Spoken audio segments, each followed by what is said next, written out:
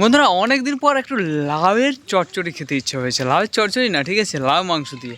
তো ওটাই আজকে করব, একদম সম্পূর্ণ দেশি স্টাইলে। এই যে লাউ গাছের কাছে দাঁড়িয়ে আছি, তো চলুন লাউ কাটা যাক।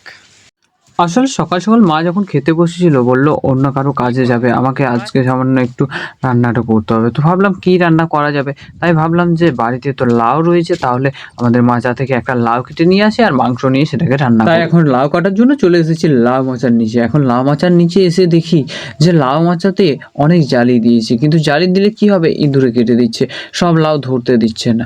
কিছু কিছু জালিগুলো কেটে কেটে খেয়ে নিচ্ছে ইঁদুরগুলো। খুব মিষ্টি পাচ্ছে, তারাও বেশ আনন্দ পাচ্ছে।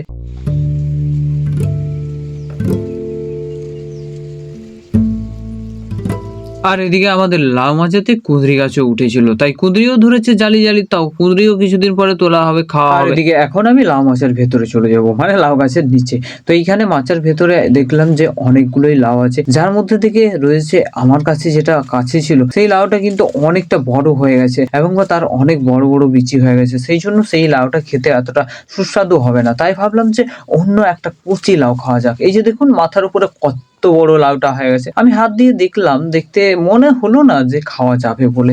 তখন ভাবলাম যে না, ছোট্ট লাউ হোক, যেন খেতে সুস্বাদু হয় আর মিষ্টি অনেকটা হয়। সেই জন্য চলে গেলাম আমরা নেক্সট অন্য একটা লাউ। আবার এইখানে দেখুন এক গাছে দুটো লাউ ধরেছে, কিন্তু আমার ক্যামেরাতে অনেক বড় বড় দেখালো, এইগুলো কিন্তু ঠিক সাইজের হয়। তাই আমাকে আবার অন্য লাউ খুঁজে নিতে হবে। আর অন্য লাউ খুঁজতে গিয়ে দেখি এটা একটু অন্য টাইপের লাউ ধরেছে, গোল নয়, একটু লম্বাটে টাইপের।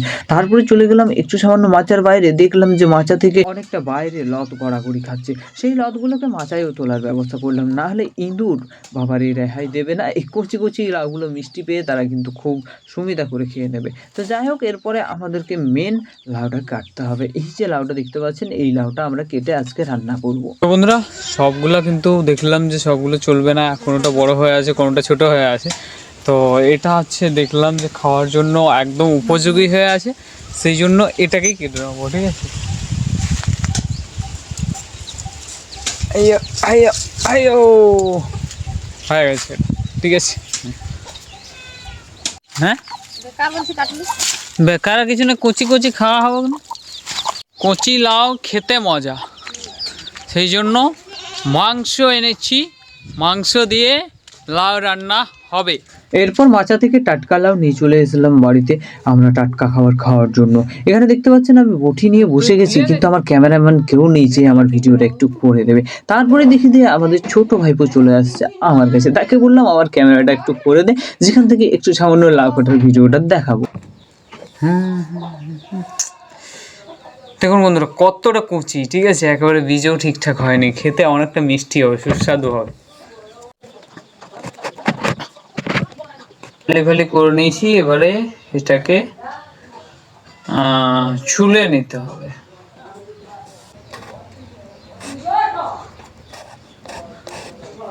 তার জন্য মূলত আমরা বঠিনি ব্যবহার করছি, কারণ গ্রামে গঞ্জে বেশিরভাগ সময় বঠিনি ব্যবহার হয়, এই ছোলার যন্ত্র ব্যবহার করা হয় না। তবে ছোলার যন্ত্র হলে কিন্তু চামড়াটা একটু কম যায়, ঠিক আছে। যে যেটা ইউজ করতে পারেন, সেটার নিয়ে কোনো সমস্যা নেই। এবারে চামড়া ছোলা কমপ্লিট হয়ে গেছে, যেমন ধরুন এইটা বাকি আছে, এইটা হয়ে গেছে, এটাকে পিস পিস করে কেটে নেব।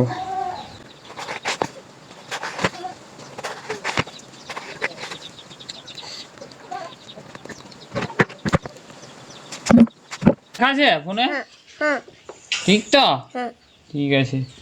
তাহলে আজকে তোকে লাউ তরকারি দিব, হ্যাঁ খাবি তো? ঠিক আছে। লাউ কি দিয়ে রাঁধলে ভালো হবে তুই বল। গাইস এইটা আমার ক্যামেরাম্যান বটে, আমার ক্যামেরাম্যান, ঠিক আছে। লাউ কাটার ভিডিও করছি আর আমার ক্যামেরাম্যানটা ক্যামেরা ধরে দিচ্ছে, ঠিক আছে। হয়ে গেছে, হ্যাঁ। তো বন্ধুরা আমার নতুন ক্যামেরাম্যান ক্যামেরা ধরে দিচ্ছে আর আমি লাউ ছুলে দিছি নাকি।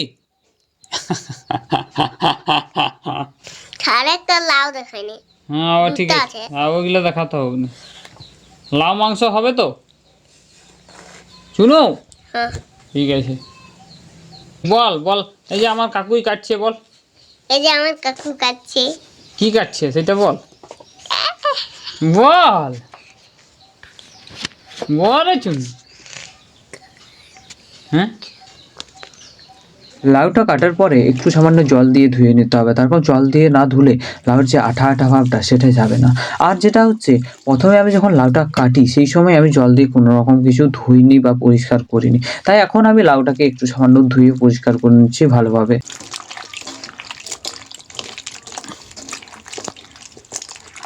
টাটকা লাউ ধুয়ে নেওয়ার পরেই আমরা যে কাটা মাংসটা নিয়ে এসেছিলাম মুরগির দোকান থেকে, সেই মাংসটা আমাদেরকে একটু সামান্য জল দিয়ে ভালো করে পরিষ্কার করে ধুয়ে নিতে হবে।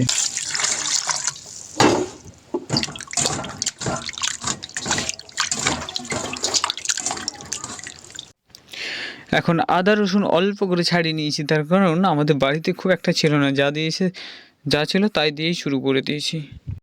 আর বাড়িতে আছে অনেকগুলো পেঁয়াজ, আর যার মধ্যে থেকে এরকমভাবে গাছ বেরিয়ে যাচ্ছে, সেগুলো কি করা যাবে, এগুলোকে একটা একটা নিয়ে পেঁয়াজের গাছ শুদ্ধ খেয়ে নেবো। এটাতে গাছ আসেনি, এইটাতে গাছ আসে, এগুলোতে গাছ আসে, ওইগুলো আমি আগে নিই, তার কারণ ওইগুলো খেতে মজা হয় অনেকটা।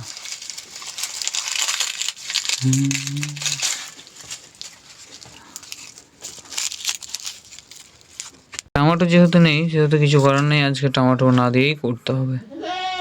যেহেতু আমি দেশি স্টাইলে রান্না করব, তাই আমার বাড়িতে যা ছিল সেই দিয়েই আমরা কিন্তু রান্নাটা করব। প্রথমে দেখতে পাচ্ছেন লং আছে, এলাচ আছে, একটু আদা, একটু রসুন আর একটু পেঁয়াজ, ব্যাস। তারপরে তো মরি মশলা, লঙ্কা গুঁড়ো, হলুদ গুঁড়ো এগুলো আছেই।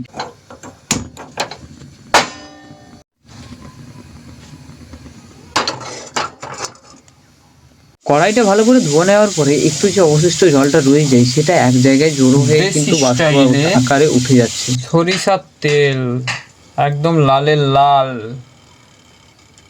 আরে ভাই একটু বেশি হইয়া গেল, তেল পুরা গরম হয়ে আছে। ভাই রে ভাই কি গরম, একদম হাতে ছিটকে গেল। এখন একটু নাড়িয়ে নিচ্ছি যাতে হাফ ভাজা ভাজা হয়ে গেল। এরপরে একটু আদা রসুন লং আর এলাচ এগুলোকে দিয়ে দেবো, হয়ে গেছে। এবার এগুলোকে সব দিয়ে দিই একসাথে। এছাড়াও আরেকটা হয়, যেটা হচ্ছে ম্যারিনেট, মাংসটাকে ম্যারিনেট করে দিলেও হয়, কিন্তু আজকে ম্যারিনেট করবো না, ভাবছি ভাজা ভাজা করেই বসাবো। গ্যাসেই রান্না করছিলাম, আর গ্যাসেই যেহেতু রান্না করছিলাম লো ফ্লেম করতে ভুলে গিয়েছিলাম, সেই জন্য খুব তাড়াতাড়ি পেঁয়াজটা একটু কালো কালো ভাব হয়ে গেছে। আর সেই জন্য আমি লঙ্কা গুঁড়োটা দিয়ে দিয়েছি, হলুদ গুঁড়োটা দেওয়ার সময় ক্যামেরা করতে ভুলে গিয়েছিলাম। মোবাইলের ক্যামেরাটা তো যাই হোক, কি আর করা যায়, আমার হাতে টাইম কম, আর পেঁয়াজগুলো একদম পুরো কালো কালো হয়ে যাচ্ছে, তো তাই তার আগে এগুলোকে আমাকে দিতে হবে, সামান্য কষিয়ে নিতে হবে। একটু কষানো হয়ে গেলে একটু সামান্য লো ফ্লেমটা আছে, ফ্লেমটা একটু বাড়িয়ে নিই।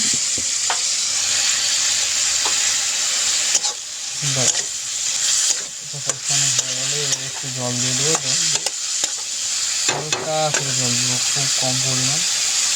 লাউ জলে দেওয়া আছে, পুরো একদম শুদ্ধভাবে ধোয়া হয়ে গেছে, টাটকা টাটকা লাউ। এটাকে ছেঁকে ছেঁকে দিয়ে দেবো কড়াইতে, ব্যাস ব্যাস ব্যাস। ওরে বাবারে কি ঝাল! হ্যাঁ, লঙ্কা দেওয়ার পর অনেকটা কাছাকাছি হচ্ছে, তো এখন আমাদের সব কিছু কমপ্লিট, দেওয়া লবণটা দিতে হবে, ব্যাস। আমি ভাজা লবণ ইউজ করছি, চাইলে আপনারা যে যেরকম ইউজ করতে পারেন, ঠিক আছে। পরিমাণ মতো দেবেন কিন্তু, ঠিক আছে। সব কিছু বেশি হলে খাওয়া যাবে, কিন্তু লবণ বেশি হলে খাওয়া যাবে না। এইভাবে একটু নাড়িয়ে নেবেন যাতে পুরো রঙটা বা লবণটা সব কিছুতে ঢোকে, মাংস বা লাউ বা ঝোল যাই হোক বলেন না কেন।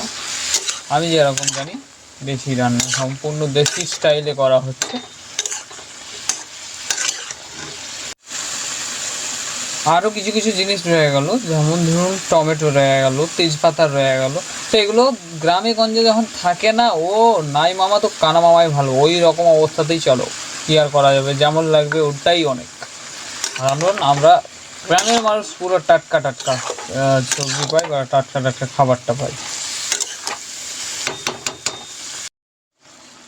এই যে এইরকম অবস্থা, এইবারে একে টুপি পরিয়ে দিলাম, ব্যাস। একটু পরেই ওঠাবো একে। হ্যাঁ, এইবারে ভাব বেরিয়ে গেছে, এইবার এইটাকে হালকা করে তুলে দেখবো কি অবস্থা, কি অবস্থায় রয়েছে একটু দেখা দরকার।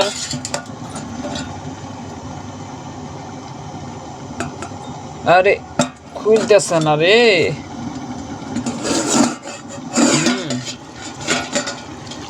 ব্যাস হাফ সেদ্ধ হাফ। এইবার খুলে দিয়ে একটু নাড়ুন নিচুনি দিতে হইবা। দেখেন কত জল বেরাইছে লাউ থেকে।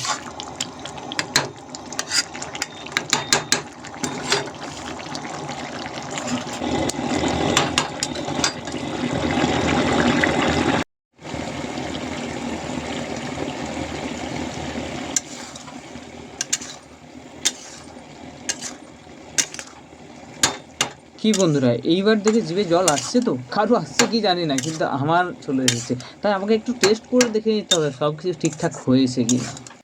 এরপর কড়াই থেকে একটু সামান্য তুলে রেখে নিয়েছি, তুলে রেখে নিচ্ছি লাউটা সেদ্ধ হয়েছে কিনা।